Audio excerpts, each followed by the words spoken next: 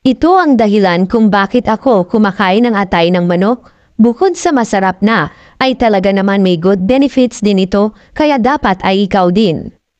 Isa ito sa mga pinaka-nutrients dense na pagkain, hindi lamang ito isang mahusay na mapagkukunan ng protina, ngunit mayroon din itong napakaraming mahahalagang micronutrients, madalas na tinatawag na multivitamin in nature.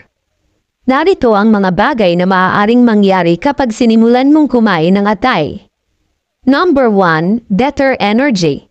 Ang atay ay mayaman sa B vitamins, iron, at magnesium, lahat ng mga bagay na kailangan ng iyong katawan para gawing enerhiya ang pagkain. Number 2, kumikinang na balat. Ang atay ay may napakataas na konsentrasyon ng vitamina A o retinol na sobrang mahalaga para sa kalusugan ng balat. Isa rin itong magandang mapagkukunan ng vitamin C, E, at zinc na